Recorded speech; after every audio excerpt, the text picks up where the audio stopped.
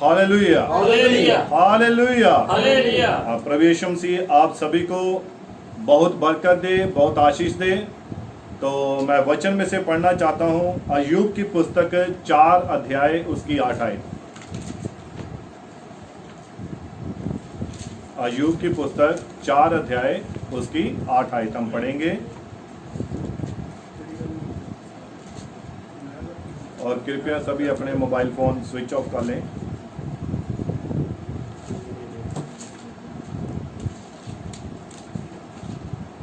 अय्यूब की पुस्तक पुराना नियम में भजन संहिता से पीछे है।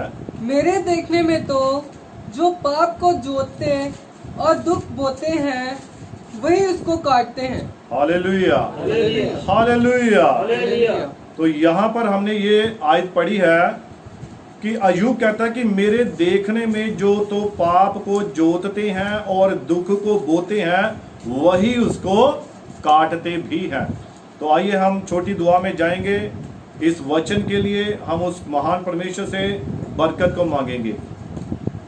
स्वर्गीय पिता प्रभु यीशु मसीह, जो तेरे वचन को हमने पढ़ा है प्रभु, विश्वास करते हैं ये तेरे मुंह के शब्द हैं और तेरे ही मुंह की बातें प्रभु होने पाए कि जब तेरा ये वचन प्रचार किया जाए प्रभु, हर एक हृदय सिद्ध जाए प्रभु, हर एक के प्राण को बरकत मिले, हर एक को आशीष मिले। मेरे पिता तू दया कृपा कर, मदद कर, सहायता कर और मुझे भी बोलने के लिए ऐसा प्रबल वचन दे कि मैं तेरे वचन को पूरे हिवाई के साथ सुनाने पाऊं। पिता तू दया कृपा कर, मदद कर, सहायता कर।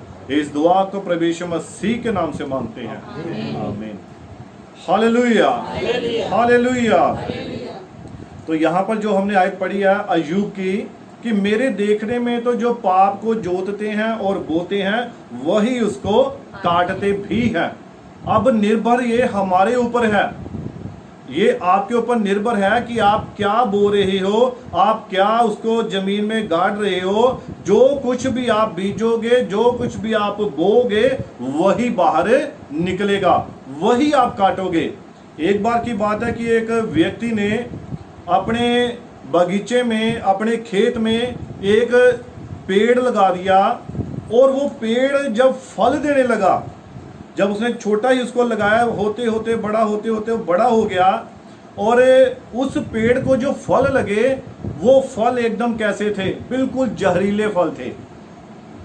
अब उस व्यक्ति ने, उसको ये नहीं पता था कि मैं किस पेड़ का बीज मैंने बोया है, उसको इस बात का नहीं पता था।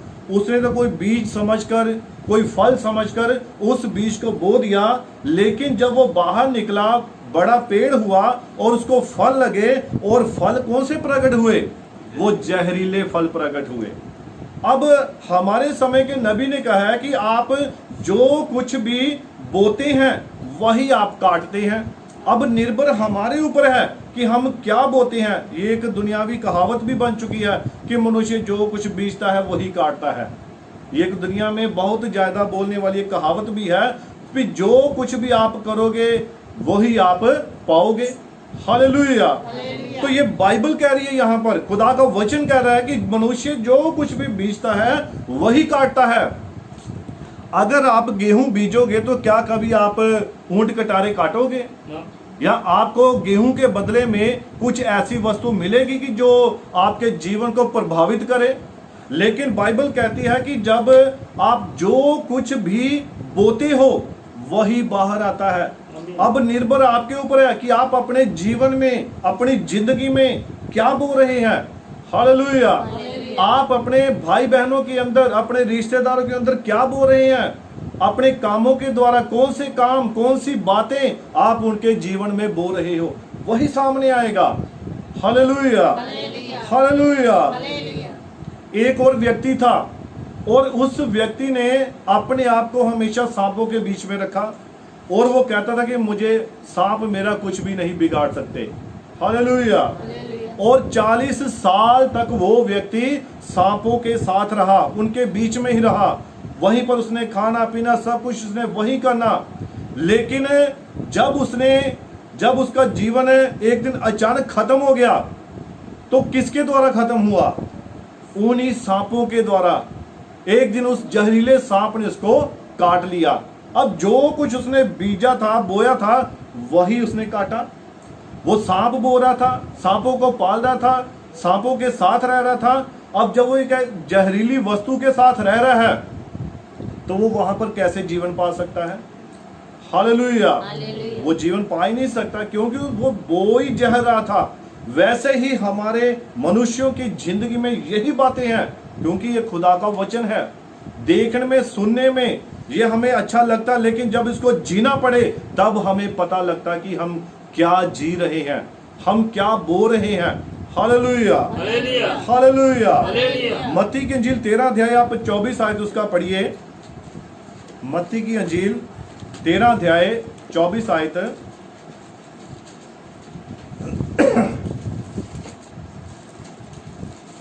मत्ती की अंजील 13 अध्याय 24।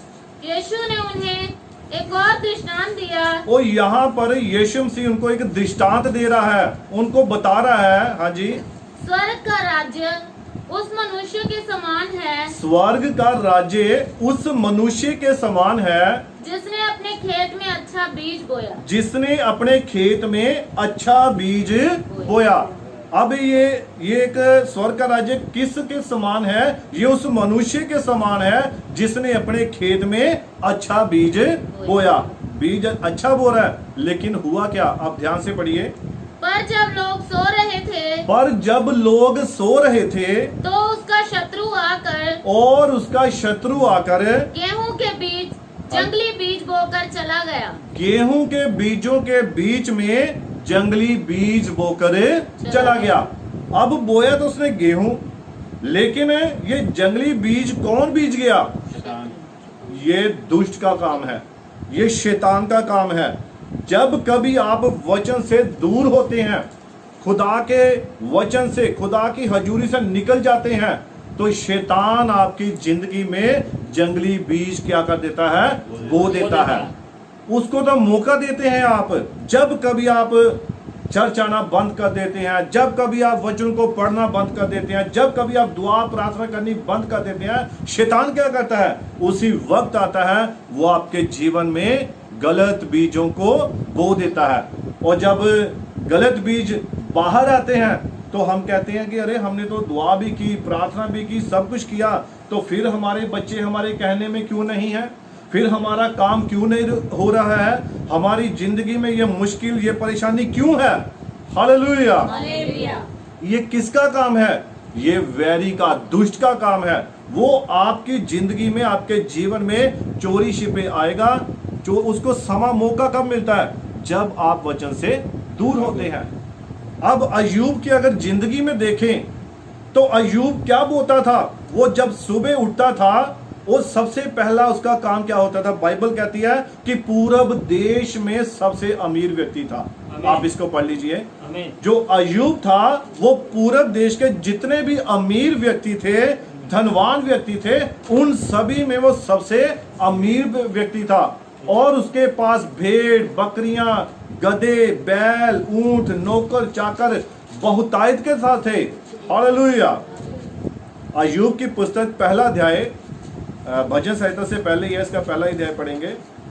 उस देश में अय्यूब नामक एक मनुष्य था। अब ध्यान से सुनिए। उज देश में अय्यूब नामक एक मनुष्य था। वह खरा और सीधा था। वह खरा और सीधा था और परमेश्वर का भय मानता। और परमेश्वर का भय मानता था। और बुराई से दूर रहता था। और बुराई से दूर रहता था। हाँ जी। उसके 7 बेटे और 3 बेटियां उत्पन्न हुई। उसके 7 बेटे और 3 बेटियां उत्पन्न हुई। उसके 7,000 भेड़ बकरियां। हाँ जी। 3,000 ऊंट। उसके कितने थे? 7,000 भेड़ बकरियां थी। 7,000। हाँ जी। 3,000 ऊंट। 3,000 ऊंट थे। 500 जोड़ी बैल। 500 जोड़ी बैल। 500 जोड़ी बैल मतलब 1,000 बैल थे। हालेलुया। 500 जोड़ी बैल यानी कि 1,000 बैल थे उसके। हाँ जी। और 500 गधियां। और 500 गधियां। और बहुत से दास दासियां थी। और बहुत से दास और दासियां थी। ये उसकी धन संपत्ति थी। और बहुत से उसके नौकर चाकर, सब कुछ था उसके पास। किसी भी वस्तु की उसको कमी नहीं थी। Hallelujah, hallelujah. लेकिन अय्यूब यहाँ पर एक खास बात करता था। उसकी खास बात क्या थी? वो खास बात ये थी कि अय्यूब देखता था कि जब कभी उसके बच्चे एक दूसरे के घर में जाते थे और एक दूसरे को भोजन पर बुलाते थे, तो अय्यूब सुबह भोर को उठकर अपने बच्चों के लिए क्या करता था? होम की बलियां चढ़ाता था। वो खुदा के आगे, परमेश्वर के आगे होम की बलियां चढ़ाता था और अपने मन में ये सोचता था कि कहीं मेरे बच्चों ने अपने मन में खुदा को तुच्छ ना जाना हो। Hallelujah, hallelujah. अय्यूब ने इस बात को बोया।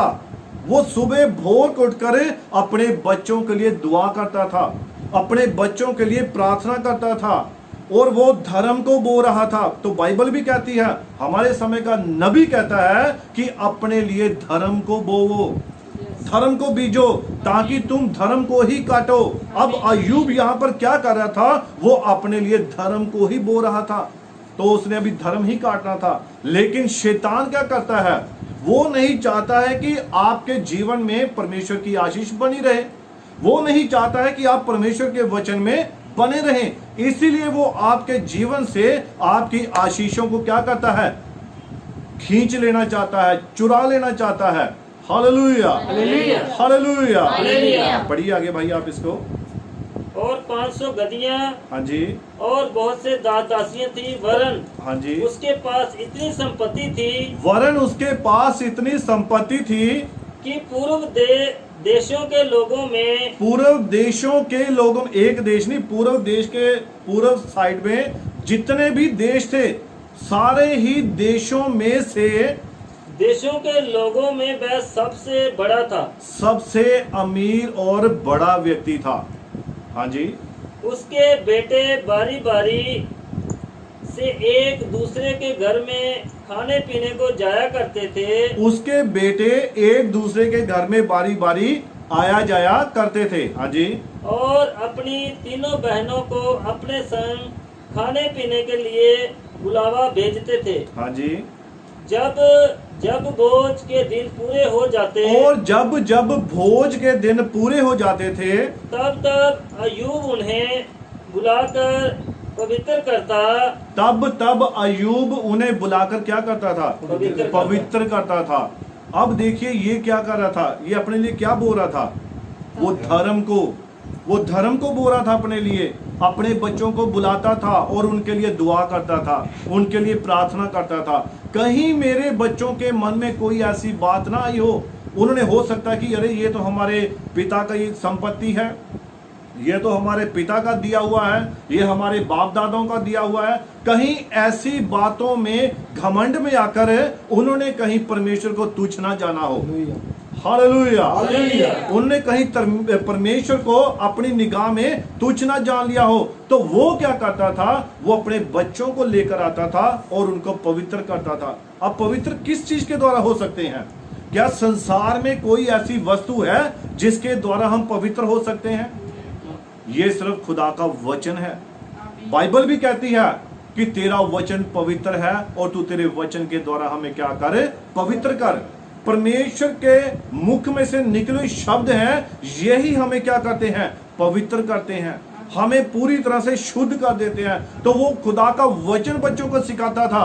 वो उनको बाइबल की पूरी शिक्षा देता था। वो उनको समझाता था कि बाइबल में ये लिखा है, खुदा का वचन ये कहता है, खुदा का वचन ये कहता है।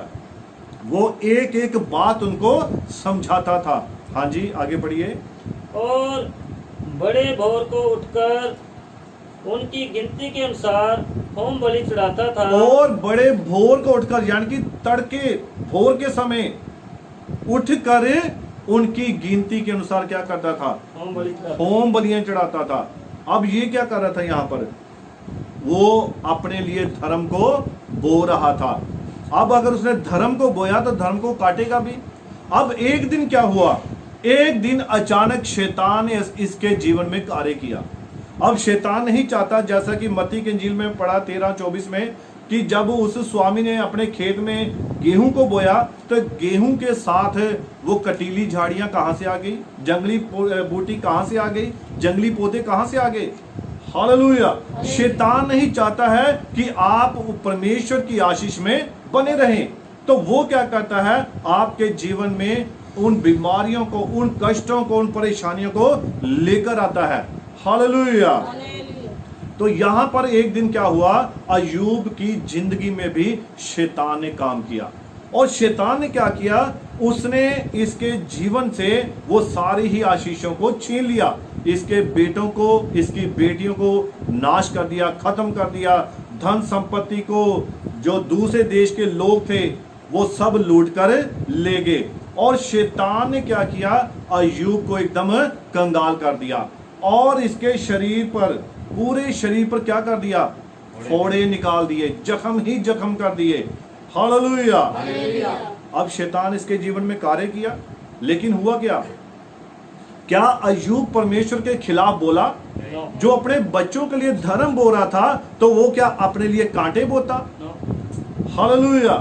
उसने इतने कष्ट में होने पर भी उसने परमेश्वर के खिलाफ एक भी शब्द नहीं कहा।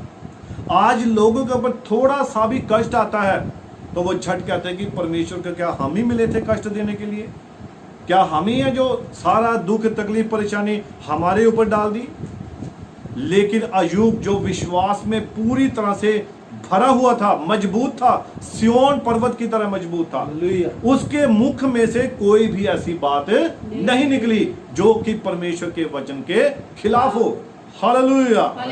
और हुआ क्या, और शैतान ने उसके जीवन से हर एक आशीष को छीन लिया और उसके ऊपर, उसके सारे शरीर के ऊपर फोड़े, जख्म निकाल दिए। और जख्म पता कैसे थे, वहां पर पाक निकलती थी, वहां उसके अंदर से रेशा निकलता था। हालेलुया। और वो क्या करता था, वो राख के ढेर के ऊपर जाकर बैठ गया और वहां पर उसने एक पत्थर लिया और उससे अपने शरीर को खास करता था। ऐसी मुसीबत में शैतान ने उसको डाल दिया। तो उसकी पत्नी आई, उसने उसको एक बात कही कि तू परमेश्वर को बुरा भला कह, क्योंकि परमेश्वर ने देख हमारा सब कुछ छीन लिया है। तो अय्यूब ने उसको एक ही जवाब दिया, वो विश्वास से भरा हुआ जवाब था। उसका उत्तर था कि जब जब परमेश्वर ने हमें अच्छा दिया तब तक हम उसका धन्यवाद करते थे, तो आज अगर उसने मुसीबत डाल दिया है तो क्या हम उसको अभी बुरा भला कहना शुरू कर दें? क्या मैंने अपने बच्चों में यही बातें बोई हैं? अब जो कुछ बोऊंगा वही मैं काटूंगा। उसने अपने बच्चों में भी धर्म को बोया था। और जब हम देखते हैं आगे, जब अय्यूब के ऊपर वो बहाली आई, उसके ऊपर वो परमेश्वर की दोबारा बरकत आई, तो जितना उसका परमेश्वर ने ले लिया था वो सब उसको दुगना करके वापस दिया। अगर उसके 500 जोड़ी बल्द थे तो यानी कि उसके 1000 जोड़ी बल्द हो गए, यानी कि 2000 बल्द हो गए उसके। अगर उसकी 3000 भेड़ें थी तो उसने इतना दुगना करके रख दिया, उसको दुगनी आशीष दी, दुगनी बरकत दी। जो कुछ भी अय्यूब ने अपनी जिंदगी में यहां पर बोया था उसने दुगना भाग उसको प्राप्त किया। क्योंकि उसने क्या बोया था, उसने धर्म को बोया था, उसने विश्वास को बोया था। Hallelujah, hallelujah. तो इसलिए बाइबल कहती है कि मेरे देखने में तो जो पाप को जोतते हैं और दुख बोते हैं वह वही उसको काटते हैं। लेकिन बाइबल कहती है, खुदा का वचन कहता है, हमारे समय का नबी कहता है कि तुम अपने लिए धर्म को बीजो। आप अपने लिए वचन को बीजो, वचन को बीजोगे वचन ही काटोगे, धर्म को बोओगे तो धर्म ही काटोगे। और कई लोग बाइबल में इसी पुस्तक में लिखवा, लोग हवा को बीजते हैं और हवा ही काटते हैं। वावरोला, पंजाबी में वावरोले को बीजते हैं तो वावरोला ही वढ़ते हैं। Hallelujah, hallelujah. लेकिन बाइबल यहां पर क्या कहती है कि जो कुछ भी तुम बोते हो वही तुम काटते हो। अब्राहम के बारे में देखिए, जैसा कि मैं पहले भी आपको बता रहा था, अब्राहम जब तक अपने पिता के घर में था वहां पर वो फलवंत नहीं हुआ, क्योंकि अभी तक उसने कुछ बोया नहीं था। लेकिन खुदा ने उसको कहा कि तू अपने पिता के घर को छोड़कर जिस देश में मैं तुझे लेकर जाऊंगा वहां चल। तो अब्राहम ने अपने लिए इस धर्म को बोया, उसने उस वचन को बोया। और जब अब्राहम ने अपने पिता के घर को छोड़ा तो परमेश्वर ने उसके साथ वायदे भी किए। हालेलुया। आप इसको पढ़िए, उत्पत्ति 12 अध्याय 12 उसकी एक आयत। यहोवा ने अब्राहम से कहा, यहोवा ने अब्राहम से कहा, अपने देश और अपने कुटुंबियों और अपने पिता को के घर को छोड़कर अपने देश और अपने कुटुंबियों और अपने पिता के घर को छोड़कर उस देश में चला जा उस देश में चला जा जो मैं तुझे दिखाऊंगा, जो मैं तुझे दिखाऊंगा, और मैं तुझसे एक बड़ी जाति बनाऊंगा और मैं तुझसे एक बड़ी जाति बनाऊंगा और तुझे आशीष दूंगा और तुझे आशीष दूंगा और तेरा नाम महान करूंगा और तेरा नाम महान करूंगा और तू आशीष का मूल होगा। और तू आशीष का मूल होगा। हाँ जी। जो तुझे आशीर्वाद दे जो तुझे आशीर्वाद दे उन्हें मैं आशीष दूंगा उन्हें मैं आशीष दूंगा और जो तुझे कोसे और जो तुझे कोसे उसे मैं शाप दूंगा। उसे मैं शराप दूंगा। अब जो कोई भी, अब अब्राहम के साथ क्या वायदा किया कि तू अपने पिता के घर को छोड़कर उस देश में आ जो मैं तुझे दिखाऊंगा। तो उसने इस बात को बोया, उसने इस चीज को बोया अपने लिए और उसने उसको छोड़ा। तो इसीलिए अब्राहम को विश्वासियों का मूल पिता कहा गया है। आमीन। और उसी के द्वारा सारी जातियां क्या कर रही हैं? आशीष पा रही हैं, बरकत पा रही हैं। हालेलुया। हालेलुया। उत्पत्ति 26 इसकी 12 पढ़िए।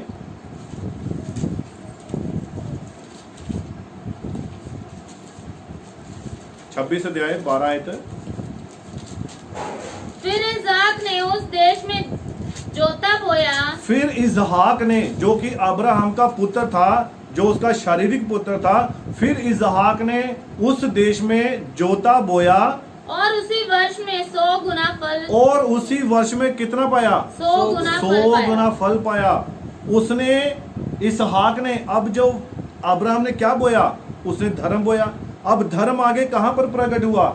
उसके बेटे पर, उसके बच्चों पर वो आगे प्रकट हो रहा है। तो बाइबल में कहावत है कि जो कुछ भी माता पिता बाप दादा करके गए, उनका जो पाप है या उनकी गलतियां, उनके गुनाह आगे पीढ़ी दर पीढ़ी चलते रहते हैं। Hallelujah, hallelujah. हालेलुया। हालेलुया। निर्गमन 20 अध्याय जब हम वहां पर पढ़ते हैं तो परमेश्वर कहता है कि जो तो मुझसे प्रेम करते हैं उनके सारे लोगों पर मैं दया करता हूं, लेकिन जो परमेश्वर के वचन से वैर करते हैं, परमेश्वर कहता है कि मैं उनकी चौथी पीढ़ी तक भी क्या करता हूं? श्राप ही श्राप देता हूं। चौथी पीढ़ी। और हमारे समय के नबी ने कहा है कि एक पीढ़ी जो है वो 40 साल की होती है। तो यानी कि अगर चौथी पीढ़ी तक बात जाती है तो कितने साल हो गए? 160 साल तक वो शराब के अधीन ही रहते हैं। तो अगर हम जो कुछ भी बोएंगे, हमारे जो बाप दादाओं ने बोया वही हम काटेंगे। Hallelujah, hallelujah. हालेलुया। जो कुछ भी हमारे बाप दादों ने बोया वही हम काट रहे हैं। जो हम बो रहे हैं वो हमारे बच्चे काटेंगे। ये निर्भर आपके ऊपर है कि आज आप क्या बो रहे हो। आज आप अपने बच्चों को क्या सिखा रहे हो? आप अपनी पत्नी को, अपने परिवार को, रिश्तेदारों को क्या सिखा रहे हो? उनके अंदर क्या बो रहे हो? किन बातों को बो रहे हो? यही आप काटोगे। हालेलुया। ये मेरा वचन नहीं है, ना ही मेरी बातें हैं, ये खुदा की बातें हैं, ये वचन की ही बातें हैं। Hallelujah, hallelujah.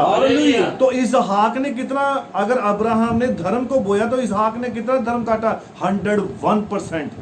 उसने 100% उसने वही कुछ पाया जो उसके पिता ने पाया था। क्योंकि आशीष आगे जा रही है, बरकत पीढ़ी दर पीढ़ी आगे जाएगी। Hallelujah, hallelujah. तो अगर उन्होंने आशीष बोई तो आशीष ही आगे जाएगी। तो अगर उन्होंने अपने लिए कटीली झाड़ियां बोई तो कटीली झाड़ियां ही आगे प्रकट होंगी। हालेलुया। लेकिन वचन कहता है, हमारे युग के नबी ने कहा है कि जब कभी इस वक्त जब आप पवित्र आत्मा की आवाज को सुनो तो अपने हृदयों को कठोर मत करो। आज आप इस संदेश को, इस वचन को ग्रहण कर लो। हालेलुया। क्योंकि आज आपसे कौन बात कर रहा है? आप वचन बात कर रहा है, पवित्र आत्मा बात कर रहा है। हालेलुया। हमें अपनी जिंदगियों में क्या करना है? सुधार करना है। और सुधार कौन लेकर आता है? वो वचन लेकर आता है। हम अपने आप अपना सुधार नहीं कर सकते हैं। जब वचन हमारी जिंदगी में आएगा तो वचन ही हमारा सुधार करेगा। जब हम सुनेंगे तो सुनने के द्वारा विश्वास आता है, जब विश्वास आता है तो विश्वास हमारे अंदर क्या होता है, फलवंत होता है, आमीन। हमारे अंदर वो बढ़ता है। Hallelujah, hallelujah, hallelujah. हालेलुया। और याकूब की पत्री 2 अध्याय उसकी 21 आयत हम पढ़ेंगे। और जो अब्राहम था वो विश्वास के द्वारा ही धर्मी ठहराया गया था। हम इस बात को बाइबल में पढ़ते हैं, याकूब की पत्री 2 अध्याय उसकी 21 आयत से। याकूब की पत्री, जब हमारे पिता अब्राहम ने अपने पुत्र इसहाक को वेदी पर चढ़ाया, हाँ जी, तो क्या वह कामों से धार्मिक ना ठहरा था? तो क्या वो कामों के द्वारा धर्मी ठहराया नहीं गया? अब्राहम कैसे धर्मी ठहराया गया था?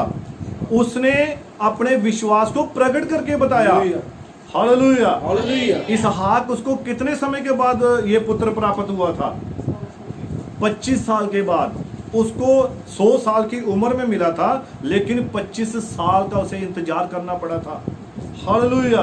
अब ये जो बेटा था जब 12 साल का हो गया, नबी कहता है लगभग 12 साल का था इसहाक, तो इसको परमेश्वर ने परखा कि अब्राहम तू धर्मी है, मैं आज तुझे परखना चाहता हूं, मैं देखना चाहता हूं कि कहीं तू बातों से ही धर्मी तो नहीं है, जो कुछ तू बोल रहा है क्या वो प्रकट भी हो रहा है?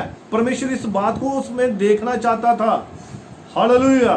तो परमेश्वर ने अब्राहम से कहा कि अब्राहम, इस पुत्र को जिसे तूने 25 साल के बाद प्राप्त किया है, इसको मेरे लिए बलि कर दे। अब ये बात क्या कोई आसान थी? बहुत ही मुश्किल बात थी। अब्राहम मन में सोच रहा होगा भी प्रभु एक तो 25 साल के बाद दिया और अब इसको तू बलि के लिए भी मांग रहा है।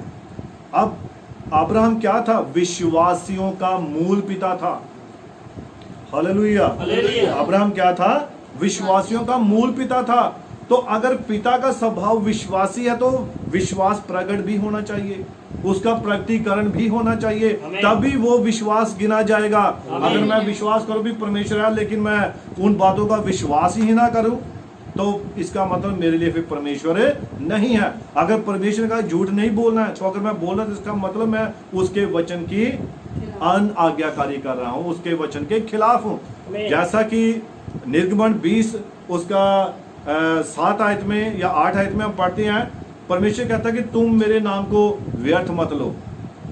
लोग व्यर्थ मेरी उपासना करते हैं, व्यर्थ मेरा नाम लेते हैं। कैसे लेते हैं व्यर्थ नाम?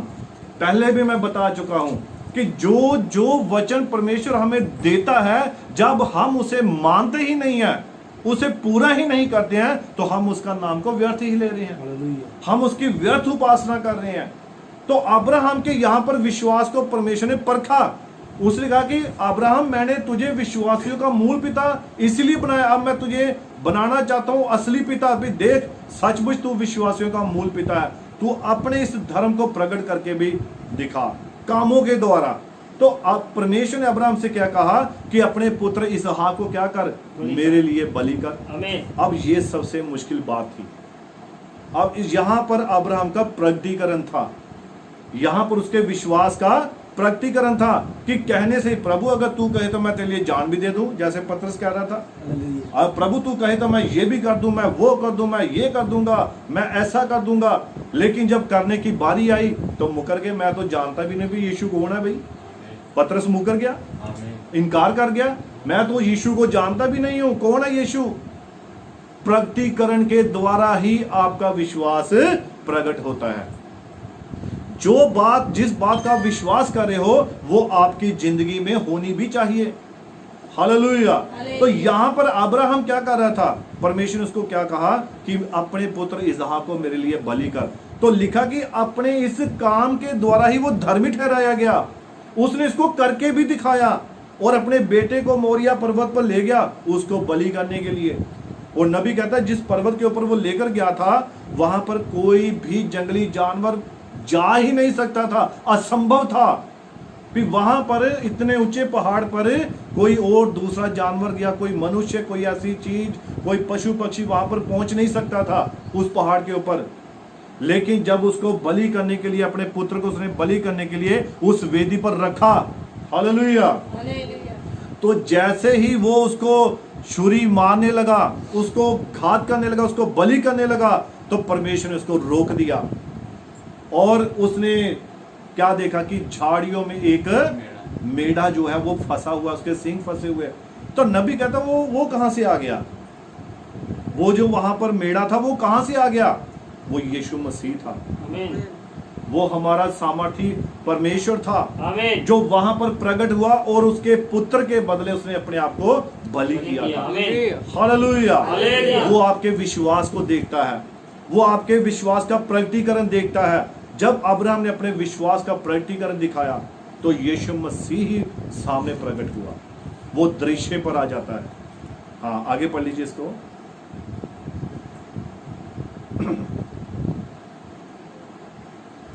अतः तूने देख लिया कि विश्वास ने उसके कामों के साथ मिलकर प्रभाव डाला है, और विश्वास ने उसके कामों के साथ मिलकर प्रभाव डाला है। हाँ जी। और कर्मों से विश्वास सिद्ध हुआ, और कर्मों के द्वारा विश्वास सिद्ध हुआ। और कर्म पवित्र शास्त्र का ये वचन पूरा हुआ। और पवित्र शास्त्र का ये वचन पूरा हुआ कि अब्राहम अगर वो धर्मी कहलाया, धर्मियों का पिता बना, तो उसने पिता होने वाले गुण भी प्रकट किए। हालेलुया। हालेलुया। उसने उन गुणों को प्रकट भी करके बताया कि सचमुच उसको परमेश्वर ने ऐसे ही नहीं विश्वासियों का पिता बनाया, मूल पिता ऐसे नहीं बना, उसने उस काम को प्रकट भी किया। हाँ जी, आगे बढ़िए। अब्राहम ने परमेश्वर का विश्वास किया, हाँ जी। और ये उसके लिए धर्म गिना गया। उसने परमेश्वर का विश्वास किया और ये उसके लिए उसका धर्म गिना गया। हाँ जी। और वह परमेश्वर का मित्र कहलाया। और वह परमेश्वर का मित्र कहलाया। अब्राहम परमेश्वर का मित्र कैसे कहलाया? अब बाइबल कहती है, यीशु मसीह ने कहा है कि क्या कोई अपने मित्र से कोई बात छिपा सकता है? वो अपने बाप से छिपा सकता है, अपनी माँ से छिपा सकता है, भाई बहनों से छिपा सकता है, लेकिन अपने मित्र से कोई बात कोई छिपा नहीं सकता है। वो उसके साथ अपने हृदय की, अपने मन की बात करता है। तो इसीलिए परमेश्वर ने अब्राहम को अपना मित्र कहा और उसने उसके ऊपर उस बात को भी प्रकट किया कि अब मैं सदूम और अमूरा को नाश करने जा रहा हूं। आमीन। तो उसने अपने मन की बात किसके ऊपर प्रकट की? अब्राहम के ऊपर प्रकट की, क्योंकि उसने उसे अपना मित्र बना लिया। हालेलुया। उसने उसको अपना मित्र कहा। हालेलुया। हालेलुया। हालेलुया। हालेलुया। परमेश्वर ने कहा कि मैं अपने जो मेरे मन में है, जो मैं करने के लिए जा रहा हूं, वो मैं अब्राहम से क्यों छिपाऊं? और उसने उसको इस बात को उसके ऊपर प्रकट किया, क्योंकि वो परमेश्वर का मित्र कहलाया। हालेलुया। हालेलुया। हालेलुया। हालेलुया। हाँ, आगे बढ़िए आप। होशे पुस्तक है, उसकी 10 उसकी 12। होशे पुस्तक, मलाकी से पीछे होगा। होशे नबी 10 उसकी 12 है। अपने लिए धर्म का बीज बो। अपने लिए, अब देख ध्यान से सुनिए, आपको समझ आ रही है ना मेरी बात? हाँ, अपने लिए धर्म का बीज बोवो, तब करुणा के अनुसार खेत काटने पाओगे। तब करुणा के अनुसार खेत काटने पाओगे। हाँ जी। अपनी पड़ती भूमि को जोतो, देखो अभी यहोवा के पीछे हो लेने का समय है। अपनी पड़ती भूमि को जोतो और देखो अभी यहोवा के पीछे हो लेने का समय है। अभी यही समय है कि हम परमेश्वर के पीछे हो लें। अब बहुत जल्द अंत समय होने वाला है, बड़ी जल्दी ही ये समय समाप्त हो रहा है। आप देखिए कि दिन प्रतिदिन इतनी जल्दी समय बीत रहा है कि एक दिन वो दिन दूने जब रैप्चर हो जाएगा। हालेलुया। हालेलुया। तो मैं एक दिन पहले भी बता रहा था कि अपने आप को रैप्चर के लिए अगर तैयार करना है तो आपको इस वचन को पूरी ईमानदारी के साथ मानना पड़ेगा, इस वचन के साथ एक होना पड़ेगा। अब वो समय बिल्कुल नजदीक है, अभी वो समय है, अभी उस समय को पहचान लो। हालेलुया। हालेलुया। हाँ जी, पढ़ लीजिए आगे। कि वह आए और तुम्हारे ऊपर उद्धार बरसाए। कि वो आए और तुम्हारे ऊपर उद्धार को बरसाए। यही वो समय है अपना उद्धार पाने का, वो समय है मुक्ति पाने का। Hallelujah, hallelujah. और जब हमने अय्यूब की जिंदगी के बारे में देखा कि उसने कैसे अपने जीवन में धर्म को बोया और उसने धर्म काटा भी, उसने प्राप्त भी किया, सब कुछ उसने जो कुछ भी बोया था वही उसने काटा था। हालेलुया। आप इसको पढ़िए, यिर्मयाह 12 उसकी 1 और 2 आयत। बस मैं जल्दी ही खत्म करने वाला हूं।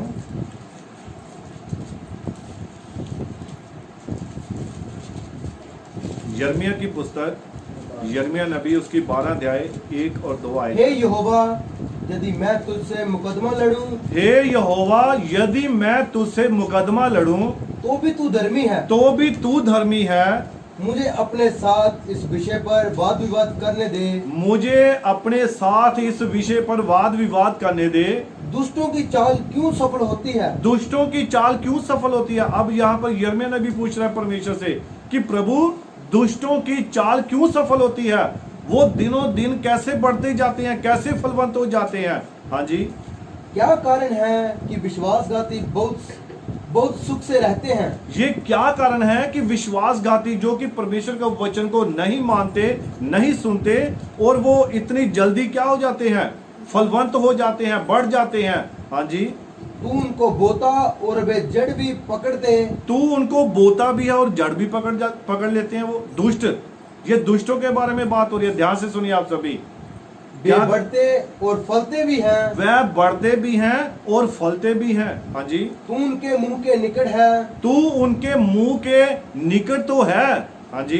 परंतु उनके मनों से दूर है। पर उनके मनों से दूर है। जो दुष्ट लोग हैं वो ऐसे ही हैं, वो जल्दी दिनों ही में बढ़ जाते हैं, फल जाते हैं। आप देखिए, आप जंगली पौधा को लीजिए, उसके बीज को आप ऐसे ही फेंक दीजिए, वो पत्थरों के ऊपर भी निकल आएगा और वहां भी बढ़ने शुरू हो जाएगा। लेकिन अगर आप गेहूं को फेंकेंगे तो गेहूं वहां पर फल नहीं लेकर आएगी, वहां पर ही सड़ जाएगी। लेकिन जंगली पौधा दिनों दिन ही बढ़ जाएगा, उसका बीज जल्दी ही बाहर निकल आएगा और दूसरे जो फलदार पौधे हैं उनसे भी जल्दी फल देने लग पड़ेगा, जो जंगली वाला है। लेकिन जो एक आशीष से भरपूर है, जो एक अच्छा बीज है, उसको काफी समय लग जाता है, उसे कष्टों का सामना करना पड़ता है। तो यहाँ पर यिर्मयाह नबी क्या कह रहा है कि जो दुष्टों की बहाली है वो बहुत जल्दी होती है, लेकिन खुदा ने क्या कहा कि वो उनके होठों से तो जल्दी बोलता है और पूरे भी होते हैं, लेकिन उनके मन जो है वो खुदा के वचन से दूर होते हैं। Hallelujah, hallelujah. इसीलिए हबूक नबी की पुस्तक में भी लिखा है, उसकी 3 उसकी 17 और 18 आयत में हबूक नबी भी यहाँ पर यही बात परमेश्वर से कह रहा है कि दुष्ट इतनी जल्दी कैसे फलवंत होते हैं, वो तो जल्दी ही जड़ पकड़ते हैं। आप देखिए कि अगर आपके आस पड़ोस में कोई ऐसा व्यक्ति है जो वचन को नहीं मानता है, परमेश्वर को नहीं जानता है, तो क्या होता है, वो जल्दी से घर का काम शुरू करते हैं तो दिनों ही में उनका घर तैयार हो जाता है, दिनों में ही उनके बच्चे नौकरियों पर चले जाते हैं, दिनों में ही वो हर चीज को प्राप्त कर लेते हैं। लेकिन जो एक धर्मी व्यक्ति है, और बाइबल कहती है कि जो धर्मी व्यक्ति है वो मर मर कर जीता है। हालेलुया। धर्मी व्यक्ति जो है वो मर मर कर जीता है। तो अगर धर्मी व्यक्ति का ये हाल है तो पापी मनुष्य का क्या हाल होगा? Hallelujah, hallelujah. तो यहाँ पर हबूक नबी 3 उसकी 17 में क्या कह रहा है, पढ़ लीजिए इसको। क्योंकि चाहे अंजीर के वृक्ष में फल फूल ना लगे, चाहे अंजीर के वृक्ष में फल फूल ना लगे, और ना दाखलताओं में फल लगे, और ना ही दाखलताओं में फल लगे, जलपाई के वृक्ष से केवल धोखा पाया जाए, जलपाई के वृक्ष से केवल धोखा ही पाया जाए, और खेतों में अन्न ना उपजे, और खेतों में अन्न ना उपजे, भेड़शालाओं में भेड़ बकरियां ना रहें, भेड़शालाओं में भेड़ बकरियां चाहे ना रहें, और ना थानों में गाय बैल हो, और ना ही थानों में गाय बैल हो, तो भी मैं यहोवा के कारण आनंदित और मगन रहूंगा, तो भी मैं यहोवा के कारण आनंदित और मगन रहूंगा। अपने उद्धारकर्ता परमेश्वर के द्वारा अति प्रसन्न रहूंगा। और अपने उद्धारकर्ता परमेश्वर के द्वारा अति प्रसन्न रहूंगा। अब ये बात कौन कह रहा है? ये हबूक नबी कह रहा है। कहता है कि चाहे मेरी दाखलताओं में फल लगे या ना लगे, अंजीर के पौधों में फल लगे चाहे ना लगे, चाहे मेरे थानों में जो उसके जो भेड़ बकरियां हैं, जो भेड़शालाएं हैं, जो गौशाला है, अगर वहां पर ये ना भी हो, तब भी मैं यहोवा परमेश्वर के कारण आनंदित और मगन रहूंगा। फिर चाहे वो मुझे आशीष दे, चाहे बरकत दे, चाहे ना दे, लेकिन फिर भी मैं उसी का ही धन्यवाद करूंगा। अय्यूब की तरह उसकी जिंदगी में आशीष थी, बरकत थी, शैतान कष्ट लेकर आया, लेकिन तब भी उसके मुख में से कोई भी परमेश्वर के खिलाफ बात नहीं निकली और उसने हमेशा उसका धन्यवाद ही किया। जब परमेश्वर ने अच्छी चीजें दी तो अगर थोड़ा सा कष्ट आया तो हमें परमेश्वर को बुरा भला नहीं कहना है। आप इसको पढ़िए, 2 कुरिन्थियों 9 उसकी 6 आयत। बस मैं जल्दी जल्दी ही खत्म करने जा रहा हूँ। 2 कुरिन्थियों 9 उसकी 6 आयत।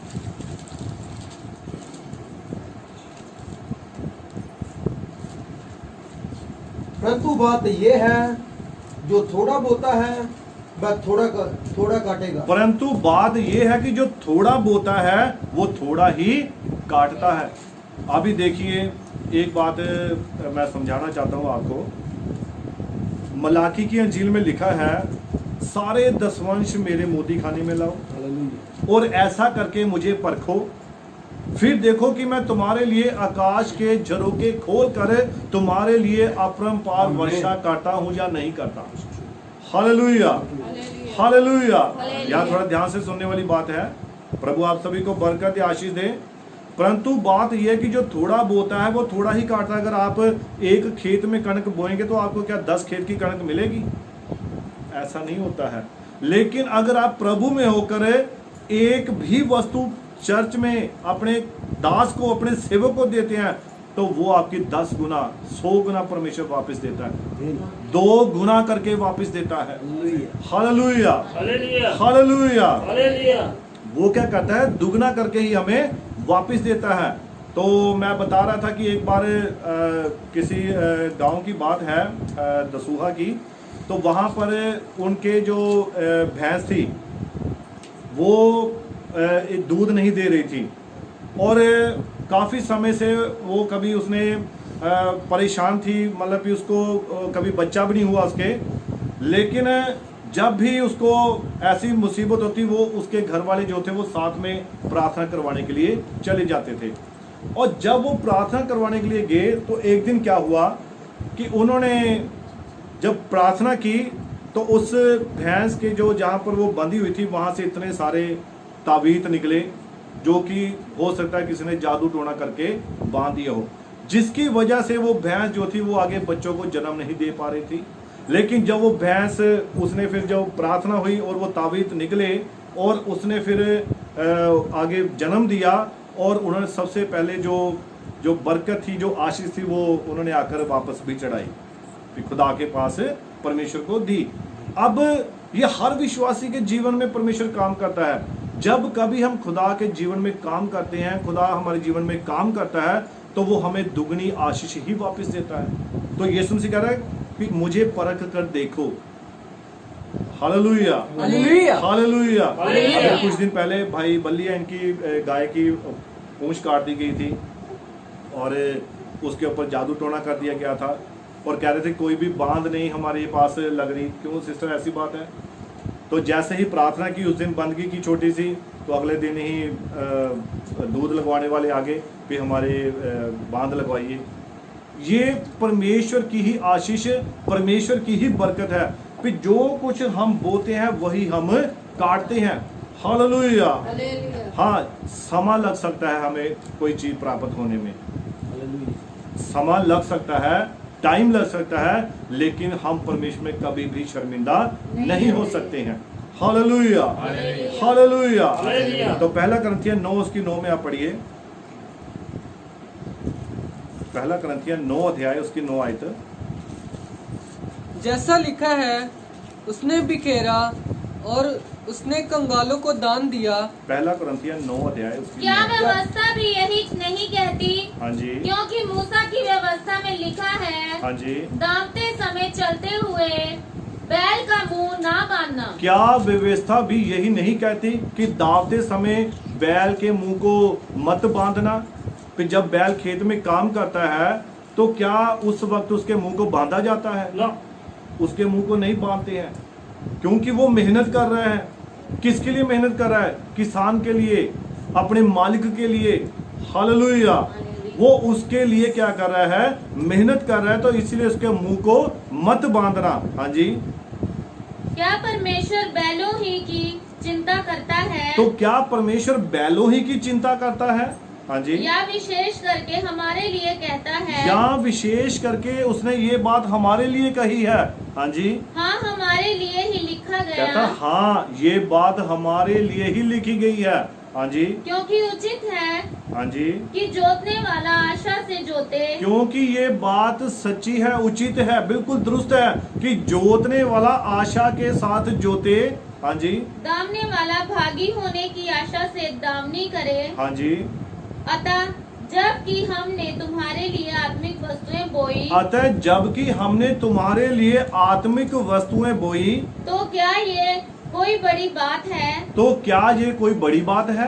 हाँ जी। कि तुम्हारी शारीरिक वस्तुओं की फसल काटे? तो वो तुम्हारी शारीरिक वस्तुओं की फसल काटे।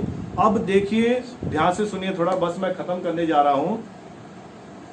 जब खुदा के दास दिन रात आपके लिए दुआ प्रार्थना करते हैं, आपके लिए सेवा करते हैं और बंदगी करते हैं, कुछ भी करते हैं, तो कहता है भी वो जब आपके लिए ये आत्मिक पदार्थ बो रहे हैं, हालेलुया, वो आपके लिए क्या कर रहे हैं? इन आत्मिक पदार्थों को आपके जीवन में, अगर आप चाहते हैं भी हम खुदा में आगे बढ़ना चाहते हैं, वो दुआ करते हैं। जब आप कहते हैं हम पवित्र आत्मा पढ़ना चाहते हैं, वो दुआ करते हैं। क्योंकि बाइबल भी कहती है, पहला तीमुथियुस 5 उसके 17 में, कि जो वचन को सुनाने और सिखाने में लगे रहते हैं वो विशेष करके दूनी आदर के योग्य हैं। हालेलुया। तो ये यहाँ पर क्या है कि जो एक खुदा का दास है, खुदा का जो सेवादार है, वो दिन रात आपकी सेवा में लगे रहते हैं। तो जब वो आपके लिए इन सब बातों को करते हैं, आत्मिक बातों को बोते हैं, तो कहता भी ये फिर उससे बढ़कर नहीं कि वो आपकी शरीर की वस्तुओं के ज्यादा अधिकारी हैं। लेकिन आगे पौलुस फिर से क्लियर बात करता है, कहता पर फिर भी हम आपके ऊपर भारी नहीं हुए, हम आपके ऊपर भारी नहीं हुए, लेकिन हमने अपनी मेहनत के द्वारा, अपने ही जो परमेश्वर का अनुग्रह है उसके द्वारा आप लोगों की क्या की है? सेवा की है। Hallelujah, hallelujah. तो इसीलिए भजन संहिता 126 उसकी 5 में लिखा है कि जो आंसुओं के साथ बोते हैं। अब कभी किसने रो रो कर दुआ की है?